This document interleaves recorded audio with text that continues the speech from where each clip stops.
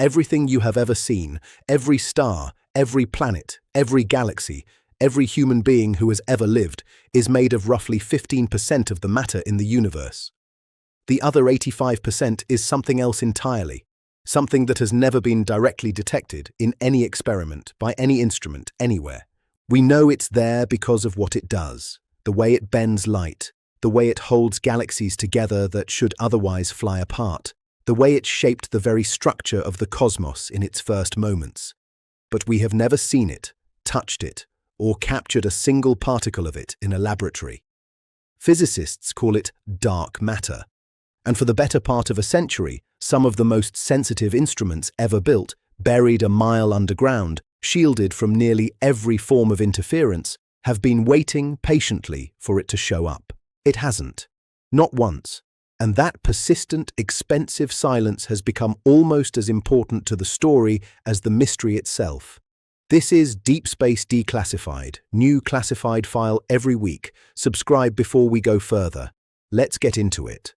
The first hints that something invisible was holding galaxies together go back to the 1930s, when astronomer Fritz Zwicky studied the motion of galaxies within the Coma cluster and found they were moving far too fast to be held together by the visible matter he could measure.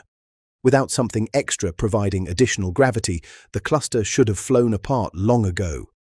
Zwicky called the missing mass dunkle materie, dark matter, though the finding was largely set aside for decades.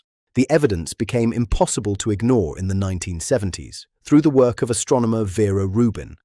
Rubin measured how fast stars orbit at different distances from the center of spiral galaxies and found something that shouldn't happen under standard gravitational physics. In our own solar system, planets further from the Sun orbit more slowly, exactly as gravity predicts. But in galaxy after galaxy, Rubin studied, stars far from the galactic center were orbiting just as fast as stars close to it, a flat rotation curve, when Newtonian physics said it should drop off sharply. The only way to explain that flat curve was to assume each galaxy is embedded in a much larger, invisible halo of extra mass, matter that doesn't emit or absorb light, but whose gravity is very much real, extending far beyond the visible disk of stars and holding the whole structure together. Rubin's galaxy rotation curves were compelling, but they weren't the only evidence, and over the following decades, entirely independent lines of research kept arriving at the same conclusion. Gravitational lensing provided some of the most striking confirmation. When light from a distant galaxy passes near a massive foreground object, gravity bends its path, distorting and magnifying the image, an effect predicted by Einstein's general relativity. By measuring exactly how much light bends around galaxy clusters, astronomers can calculate the total mass creating that bending. Again and again, the measured mass vastly exceeds the visible matter in stars and gas, confirming, through a completely different method than rotation curves, that something massive and invisible is there. The cosmic microwave background added a third, independent line of evidence. The precise pattern of temperature fluctuations in the universe's oldest light encodes information about the total matter density in the early universe. And that data, especially from the Planck satellite, consistently shows that ordinary matter, the atoms that make up stars and planets and people, accounts for only about 5% of the universe's total content. Dark matter accounts for roughly 27%. The remaining 68% is dark energy, an entirely separate mystery driving the universe's accelerating expansion. 3 independent methods, galaxy rotation, gravitational lensing, and the cosmic microwave background, all point to the same conclusion, using completely different physics, completely different instruments, and completely different teams of researchers. With that much independent evidence, most physicists are confident dark matter is real. The open question, debated intensely for decades, is what it actually is. The leading category of candidate is called a WIMP, a weakly interacting massive particle. The idea is elegant, a particle that interacts with ordinary matter only through gravity and the weak nuclear force, making it essentially invisible to light and most conventional detection methods, but still capable of clumping together under gravity to form the halos astronomers observe. WIMPs also fit naturally into certain extensions of particle physics that were independently proposed to solve other problems, which made them, for a long time, the most theoretically favored candidate. A second major candidate is the Axion, an extremely light, extremely weakly interacting hypothetical particle originally proposed to solve an unrelated problem in nuclear physics that happened to also have properties that would make it a plausible dark matter candidate. A third possibility sidesteps particle physics almost entirely: primordial black holes, formed from extreme density fluctuations in the first fraction of a second after the Big Bang, long before any star existed. Under this theory, dark matter isn't a new kind of particle at all. It's countless black holes, ranging potentially from asteroid-sized to far larger, contributing gravity without emitting light. Testing the WIMP hypothesis has driven the construction of some of the most sensitive scientific instruments ever built, and nearly all of them share one design principle: go deep underground and wait. The logic is straightforward. If WIMPs exist and occasionally interact weakly with ordinary matter, then a large enough detector, shielded from cosmic rays and background radiation by thousands of feet of rock, should eventually register the faint signal of a dark matter particle striking an atomic nucleus. Bury the detector deep enough, and nearly everything except a genuine dark matter interaction gets filtered out by the rock overhead. The Lux Zeppelin experiment, nearly a mile underground at the Sanford Underground Research Facility in South Dakota, uses 7 tons of ultra-pure liquid xenon, watching for the telltale flash of light and charge a WIMP collision would produce. The XENONNT experiment, in a similarly deep underground laboratory in Italy, uses a comparable approach. Both represent decades of engineering, refined specifically to detect an interaction so rare and so faint that almost every other possible source of background noise has to be eliminated first. As of the most recent results from both experiments, neither has found a confirmed WIMP signal. Each new run pushes the limits on how weakly a WIMP could interact and still have avoided detection so far, steadily ruling out large portions of the parameter space theorists once considered the most promising. That persistent silence has real scientific consequences, even without a discovery. Each null result from Lux Zeppelin, Xenon NT, and similar experiments narrows the range of possible WIMP properties considerably. Many of the simplest, most theoretically elegant WIMP models, the ones that emerged naturally from independently motivated particle physics theories decades ago, have now been ruled out or pushed into increasingly uncomfortable fine-tuned corners of the parameter space. The particle hasn't been found where theorists were most confident it would be. This has shifted real research momentum toward the Axion.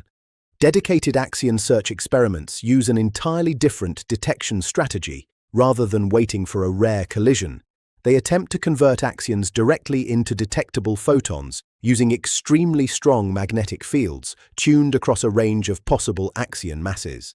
Facilities like the Axion Dark Matter experiment have steadily expanded the range of axion masses they've ruled out, without a confirmed detection either. Neither the WIMP nor Axion search has produced the definitive discovery physicists have spent decades chasing. But neither has been fully closed off, and the increasingly precise non-detections are, in a real sense, still doing valuable scientific work, narrowing an enormous space of possibilities down to an increasingly specific, testable range. The lack of a particle detection has kept alternative explanations alive, including approaches that question whether dark matter is a particle at all. Modified Newtonian dynamics, known as MOND, proposes that our understanding of gravity itself breaks down at the extremely weak accelerations found at galactic scales, meaning the flat rotation curves that motivated dark matter in the first place could be explained by adjusting the law of gravity rather than by adding invisible mass. MOND was specifically designed to reproduce galaxy rotation curves, and it does so successfully for many individual galaxies. Its major weakness is scale. MOND struggles considerably to explain the same phenomena at the level of galaxy clusters and the large-scale structure of the universe, where dark matter's standard explanation continues to work well, using the same consistent assumptions across every scale. The bullet cluster, Two colliding galaxy clusters where the visible X-ray emitting gas is clearly separated from the region where the total gravitational mass is concentrated based on lensing measurements, is widely considered one of the most direct pieces of observational evidence favoring literal, separable dark matter over a pure modification of gravity, since the mass and the visible matter are seen to be in different places entirely. MOND remains an active area of research for a minority of physicists, but the majority of the field, based on the combined weight of rotation curves, lensing, the cosmic microwave background, and the bullet cluster together, continues to favor the existence of an actual, if still unidentified, form of matter.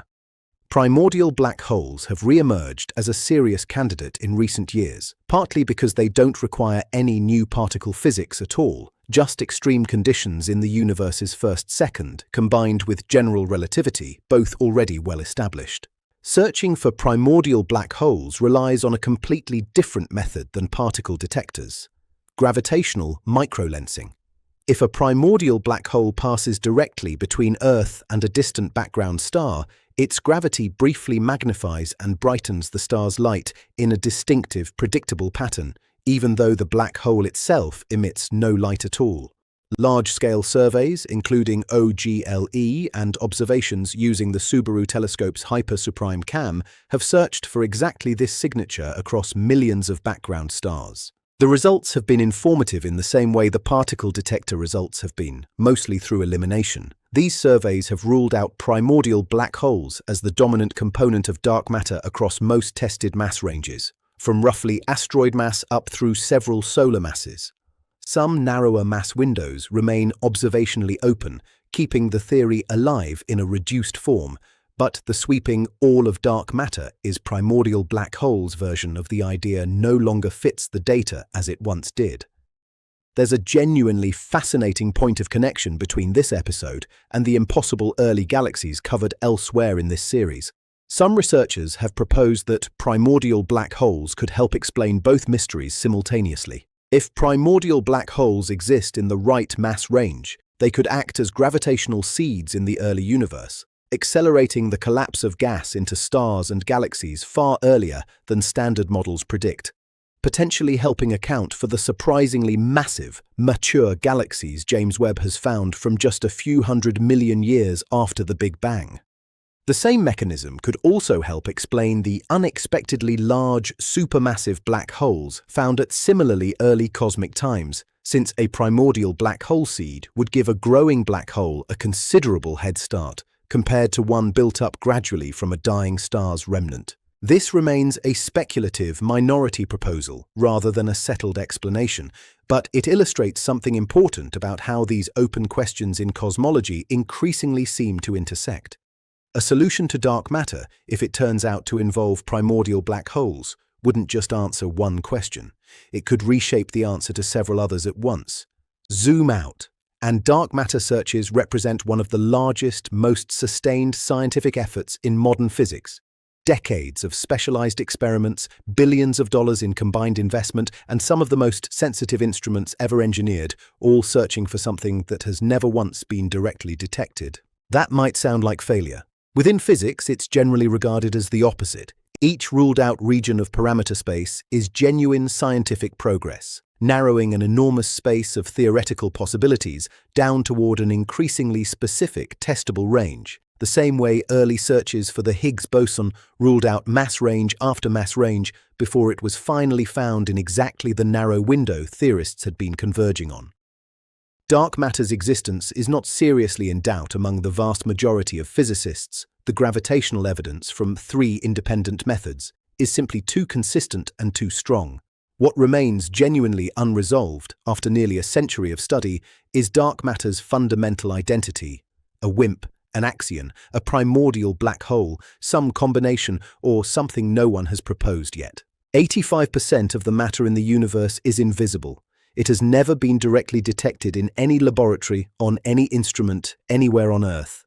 And yet its presence is written across the cosmos, in the way galaxies spin, in the way light bends around galaxy clusters, in the precise pattern of the universe's oldest light.